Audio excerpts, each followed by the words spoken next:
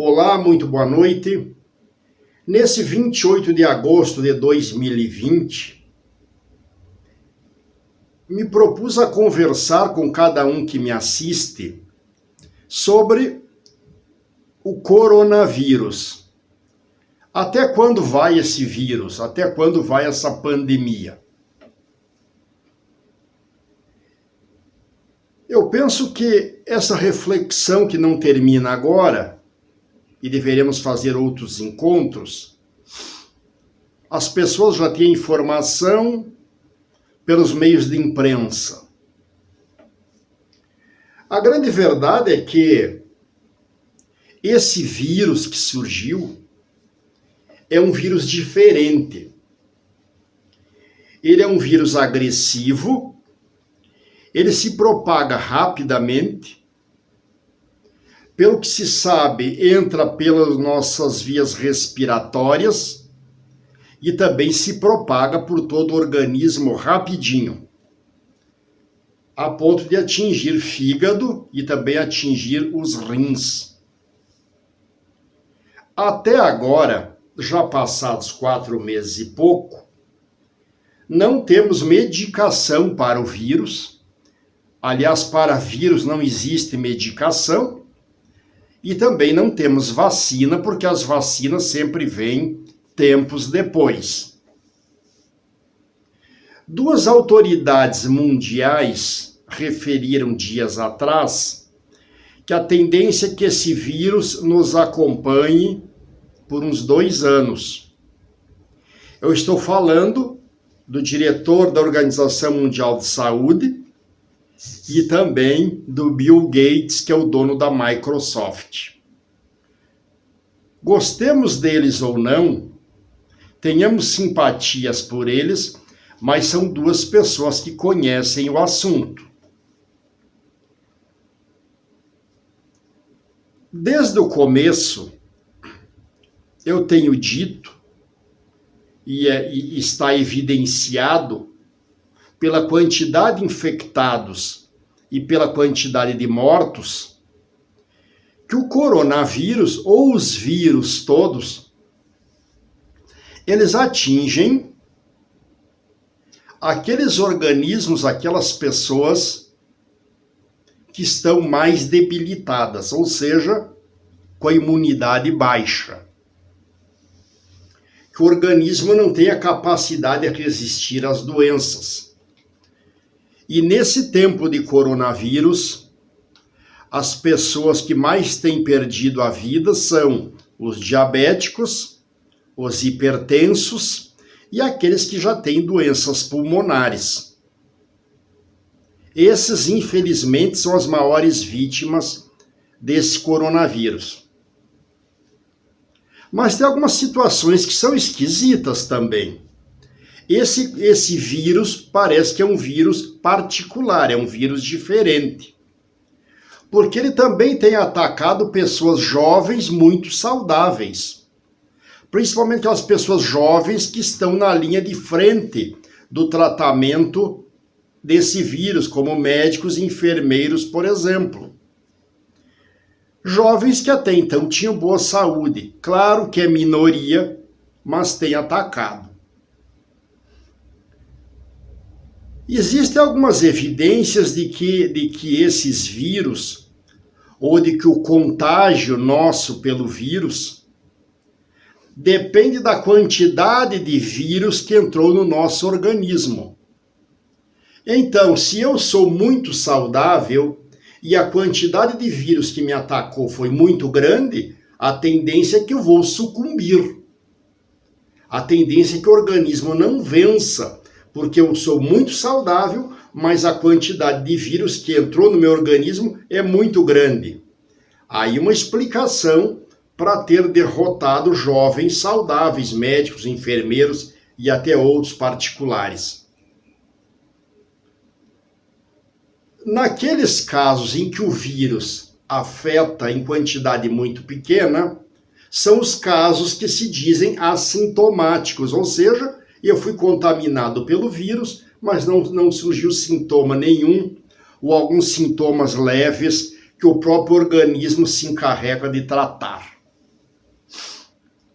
Mas esse coronavírus, eu penso que ele tem que deixar lições, nós temos que tirar essas lições, e quando eu digo nós, é nós, povo, nós, gente do povo, médicos, pessoal que trabalha com medicina, autoridades, governo, representantes do povo, nós temos que tirar lição desse tempo de confinamento ou desse tempo de clausura que nos deixa pensar e que nos deixa refletir.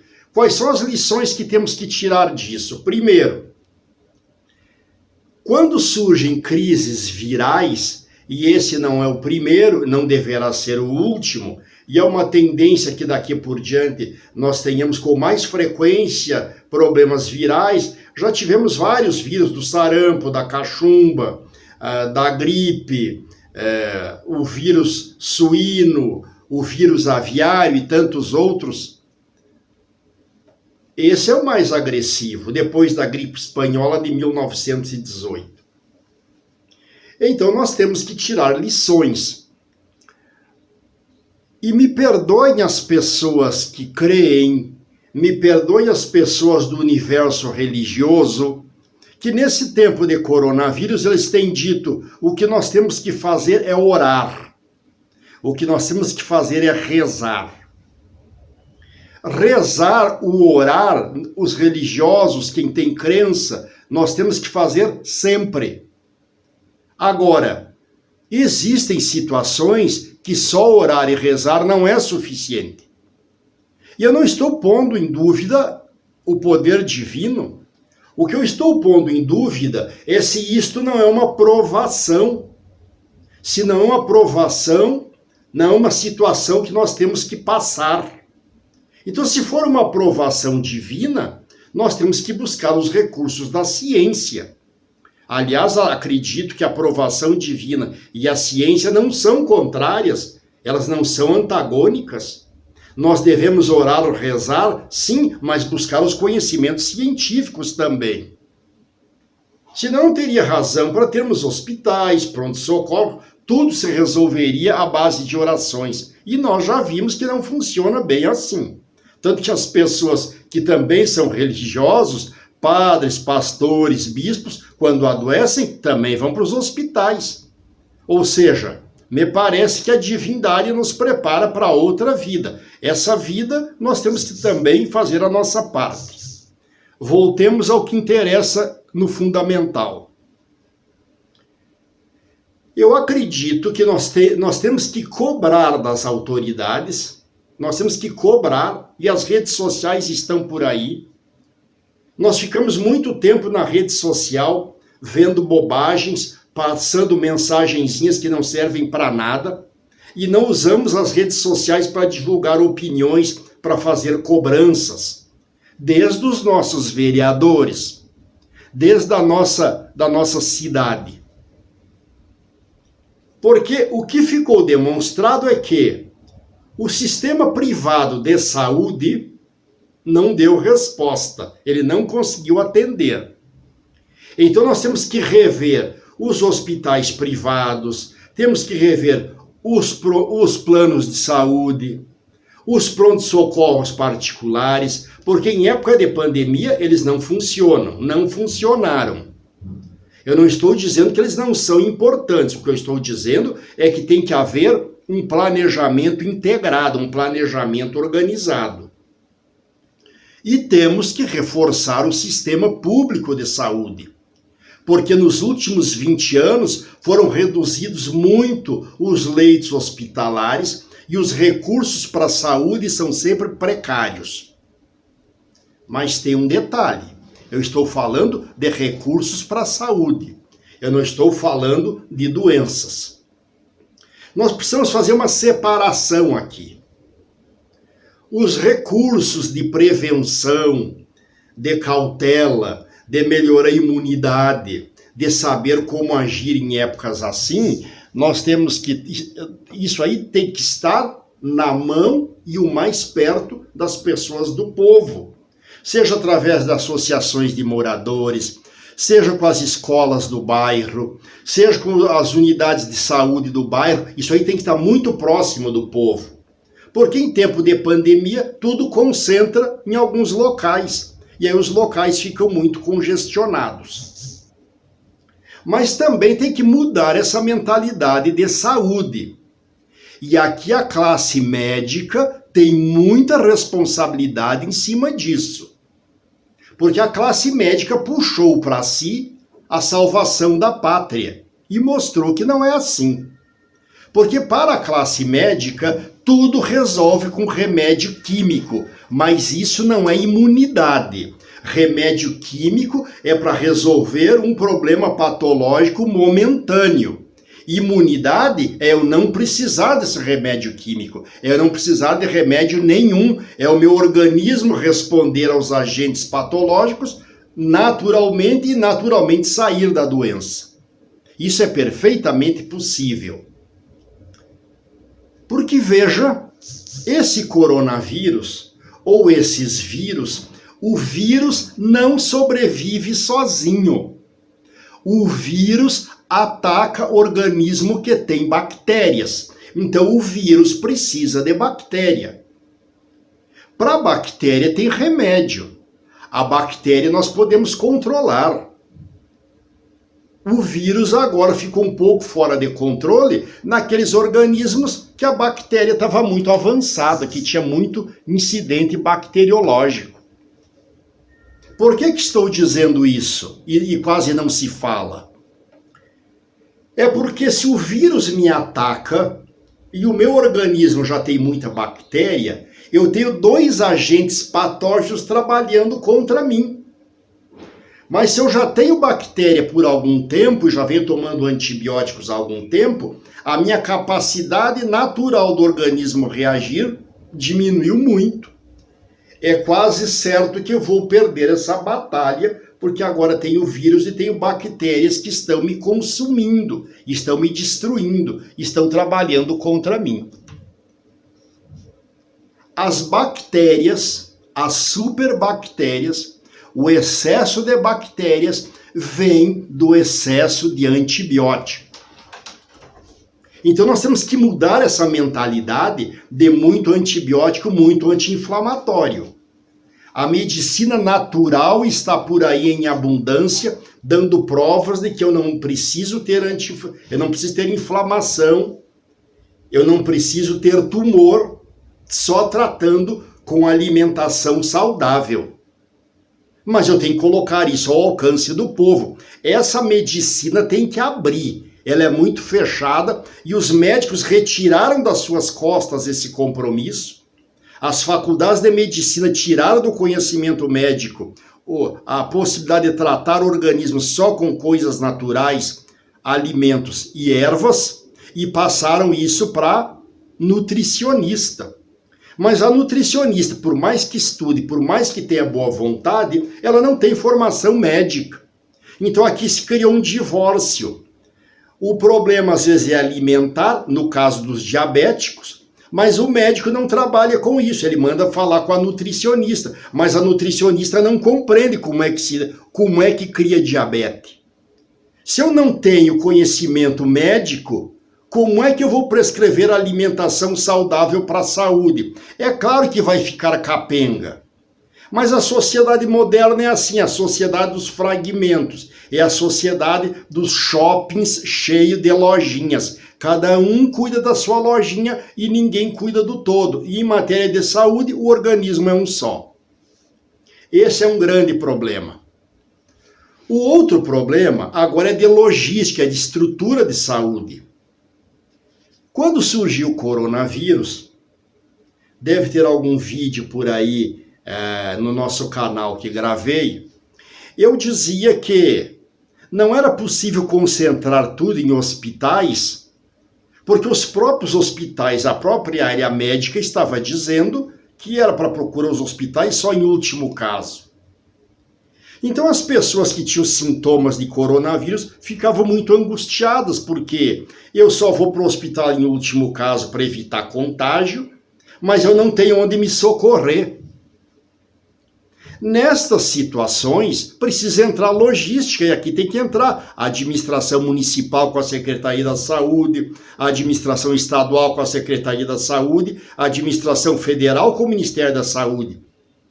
E criar os chamados postos avançados, vamos dizer assim, nos bairros. Num primeiro pronto-socorro eu vou lá.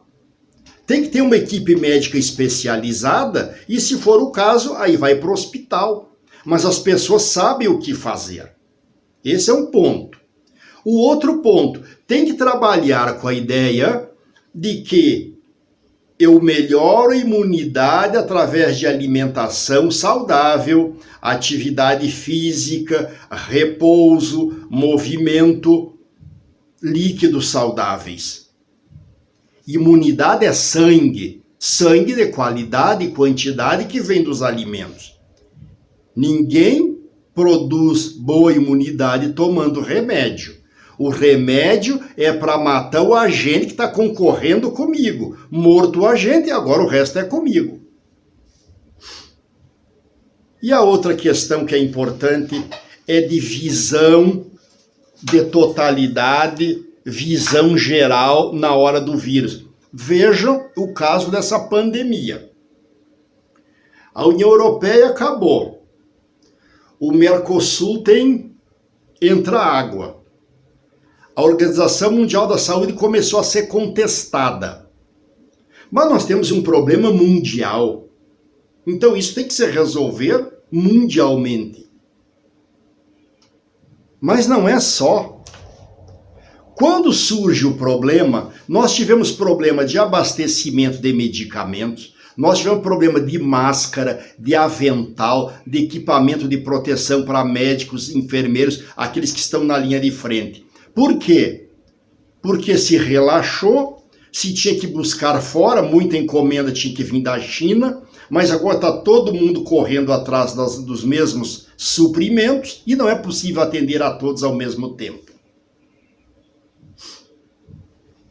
Aqui, os governos erraram feio. Se nós olharmos hoje, nós estamos em agosto, final de agosto de 2020. Os 3 países onde temos o maior número de mortos, primeiro, Estados Unidos, a maior potência do mundo, com quase 180 mil mortos por coronavírus na maior potência do mundo. Depois vem o Brasil, com mais de 115 mil mortos. E em terceiro vem a Índia, com quase 60 mil mortos. E depois vem os outros países. Bom, vamos pegar esses 3, Estados Unidos, Brasil e Índia. São justamente onde tem governos populistas, demagogos, que primeiro negaram que era uma gripezinha, que isso daqui a pouquinho passa, isso não é nada, isso é invenção de governadores de estado, aqui nos Estados Unidos. Eu não estou falando só do nosso governo, eu estou falando que o nosso governo, não sei se por conta própria, copiou um pouco do governo americano que estava errado. Esses governos populistas, conservadores, que negam a ciência, entregam seu povo ao nada. Alguém pode dizer, mas essa quantidade de mortos todos não é por coronavírus. Tem outras causas e agora, nessa época, tudo ficou à conta do coronavírus.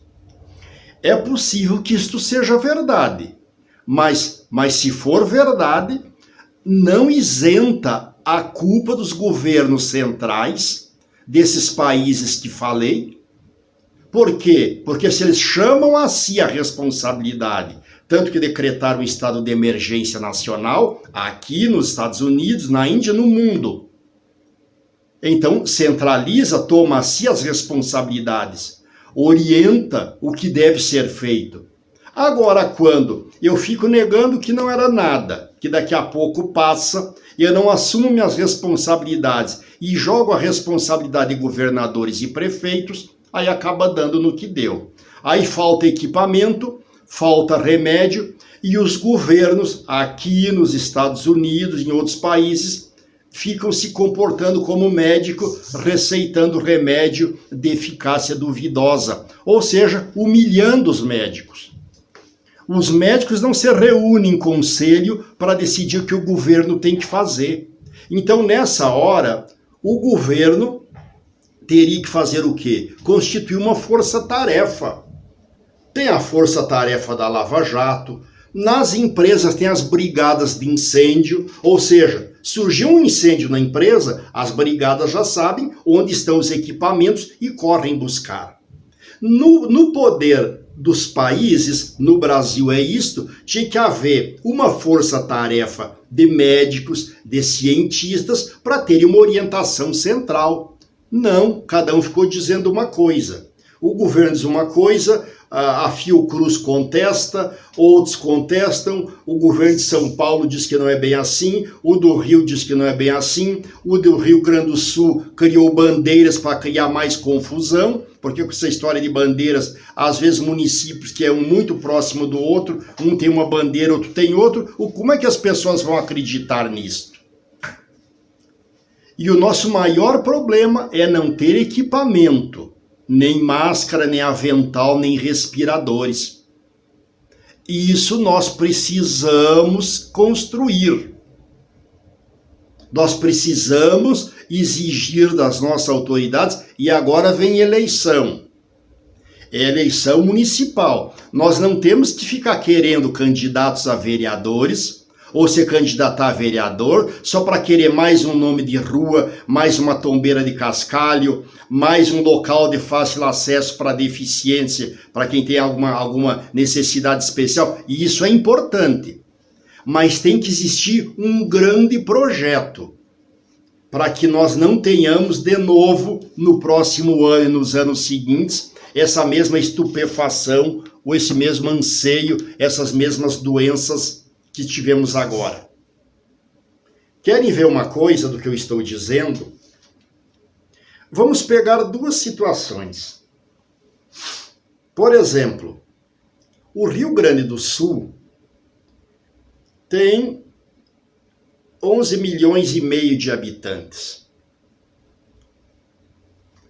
E, até esta altura, 3.100 mortos. 11 milhões e meio de habitantes, 3.100 mortos. Se nós pegarmos Cuba, que é uma ilha muito parecida com o Rio Grande do Sul, tem também 11.500. O Rio Grande do Sul é 11 milhões e 400 mil. Rio Grande do Sul, 11 milhões e 400 mil habitantes, 3.100 mortos. Tu pega Cuba, 11 milhões e 400 milhões de habitantes. Perdão, 11 milhões e 400 mil habitantes. E nós temos mortos em Cuba até hoje, 88, não chega a 100 mortos. Ou seja, praticamente mesma população de Cuba e do Rio Grande do Sul. Rio Grande do Sul, 3.100 mortos. Cuba, 88 mortos. Não 88 mil, 88 mortos, não chega a 100. O que isso quer dizer? Eu não estou dizendo que Cuba é uma maravilha. Eu não estou dizendo que o Rio Grande do Sul é ruim. O que eu estou dizendo é que quando tu tens uma pandemia, tu tem que ter um comando, uma força-tarefa da saúde centralizada. E a centralização é que vai dar a orientação, o norte para quem precisa. Mas eu vou mais longe. Vamos pegar São Paulo e comparar com a Argentina. São Paulo tem 45 milhões de habitantes.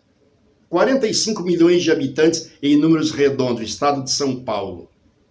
Quantos mortos? 28.500. 45 milhões de habitantes São Paulo, 28.500 mortos.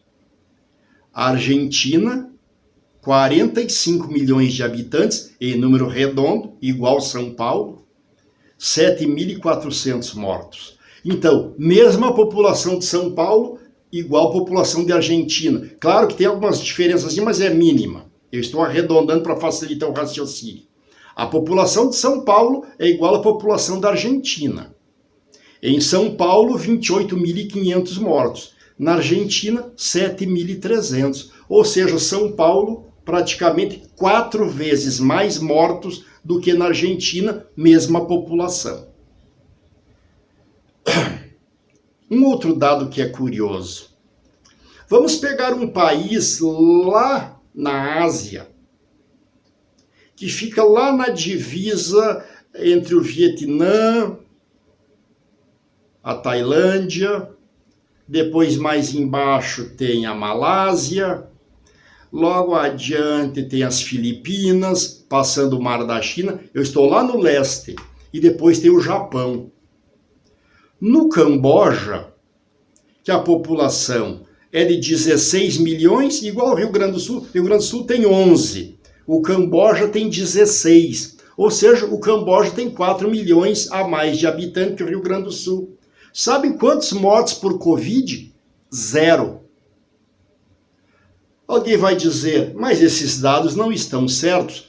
Os dados que eu pego para o Brasil, para a Argentina, para o Rio Grande do Sul, para o Camboja, é na mesma fonte, Organização Mundial da Saúde. Agora, se a Organização Mundial da Saúde está manipulando dados, eu não tenho condições de aferir.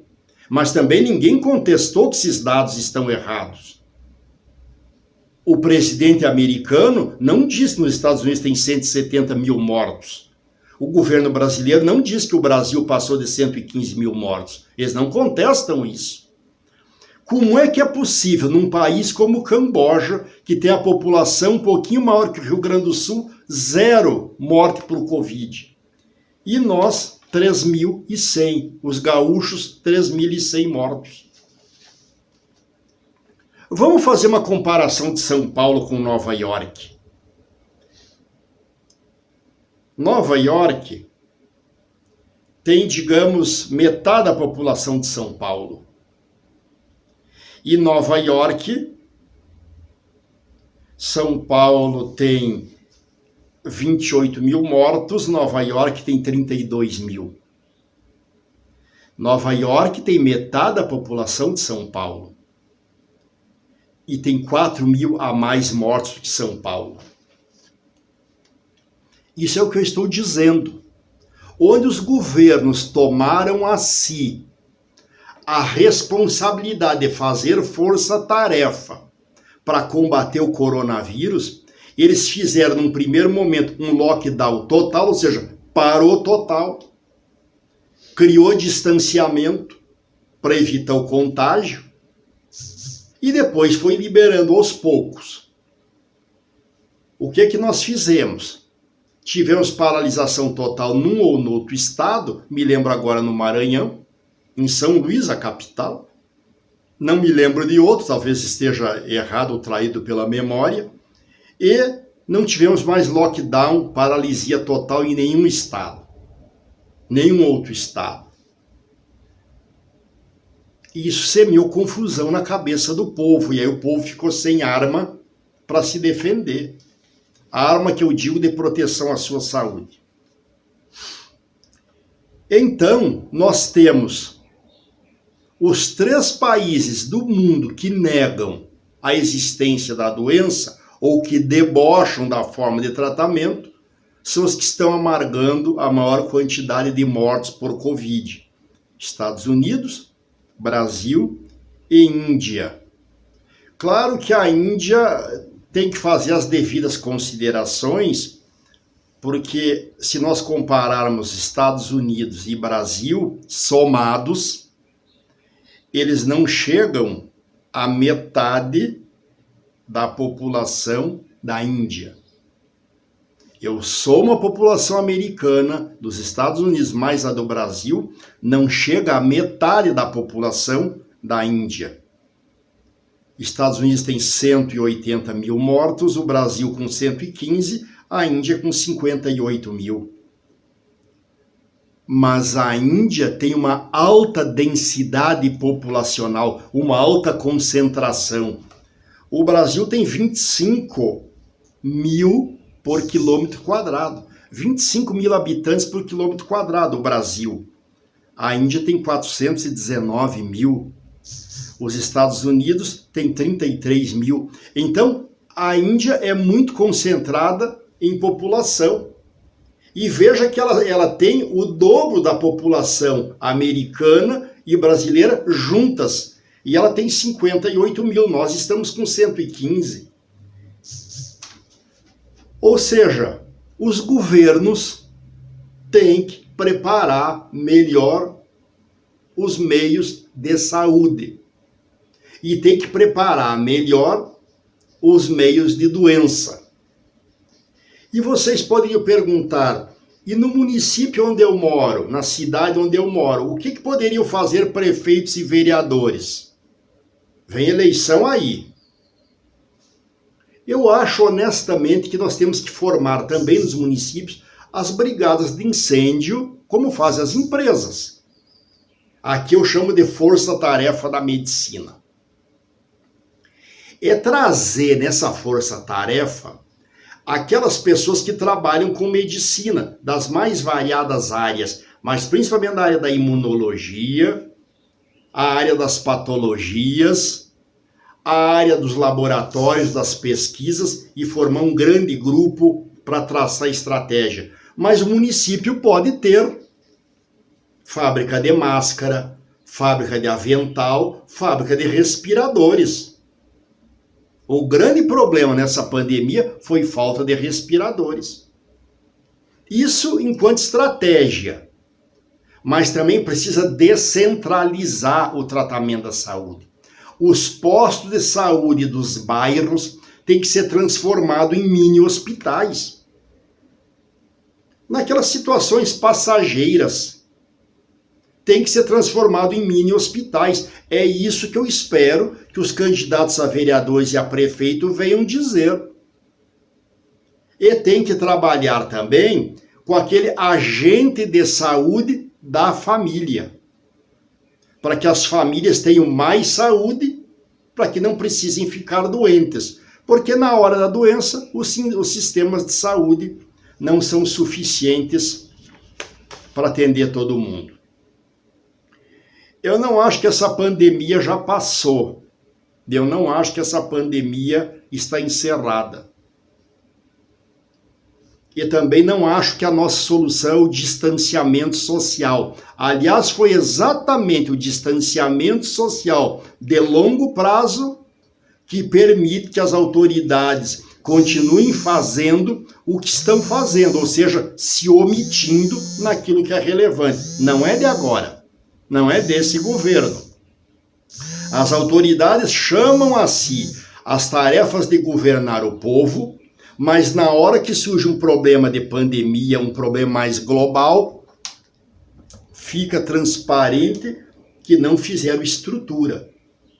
Nós temos que olhar a questão de agrotóxicos, nós temos que olhar a questão do ambiente com os desmatamentos, nós temos que olhar a questão da preservação das águas, excesso de veneno dentro da água e o excesso de químicos. Porque é exatamente estes excessos, a meu ver, que fazem criar vírus. E nós temos que estudar melhor a nossa relação com os animais. Eu não acho que a nossa relação com os animais é uma relação ruim, mas hoje ela está ruim. Porque nós estamos a cada dia afastando os animais, os selvagens que nós chamamos, os animais do ambiente natural, mais para longe, tirando a possibilidade deles viverem, e nós estamos, em relação aos animais domésticos, com muito químico. Tem muita vacina para gato, para cão, para cavalo, para o gado vacum, tem vacina demais. E onde se cria muita vacina, nós acabamos criando imunidades específicas e não criamos uma imunidade geral. Esse tema de hoje ficou muito amplo, ficou muito genérico. As pessoas poderiam perguntar, e eu o que posso fazer? Eu aqui no meu cantinho, o que eu posso fazer? Primeiro, vote. Segundo, veja que bobagem está dizendo o seu candidato ou se está com proposta séria. Porque aquele candidato que está por aí dizendo que tu ajude ele a fazer o programa de governo, já descarte. Esse não serve. O candidato tem que vir com uma proposta de governo séria e ampla. Nós temos que trabalhar as ideias de que os bairros precisam mais quadras de esporte, centro de cultura, escolas abertas e bibliotecas de escolas abertas. O isolamento permite que as pessoas, os malfeitores, façam um péssimo trabalho ou pela omissão não façam nada. Passem o tempo gastando em propaganda de governo. E na hora da crise eles não sabem o que fazer. E eu tenho que cuidar da minha saúde, da minha imunidade. Eu já disse e vou repetir. Pouco doce, porque o doce cria umidade interna e favorece fatores de inflamação. Pouco sal, porque o sal represa o líquido adocicado que foi produzido. Frituras, gorduras ruins, nada. E o mínimo de carboidrato. As proteínas, as gorduras boas são muito saudáveis. Pouco remédio, pouco anti-inflamatório, pouco antibiótico. Porque os antibióticos, os anti-inflamatórios só são necessários para aquelas pessoas que têm umidade retida. E a umidade retida é ácida. E o que é ácido vai destruindo. Os tumores, os cânceres, vêm exatamente daqui. Porque eu desorganizo a minha composição, as minhas células. Por hoje era isto. Voltaremos com esse assunto noutra oportunidade com dados mais consistentes. É uma reflexão para iniciar um final de semana. Inscreva-se no nosso canal Uxim Clínica do YouTube. Lá tem vários vídeos. Se não concorda com eles, contate conosco, faça sugestão, faça sua crítica. Se concorda, passe adiante.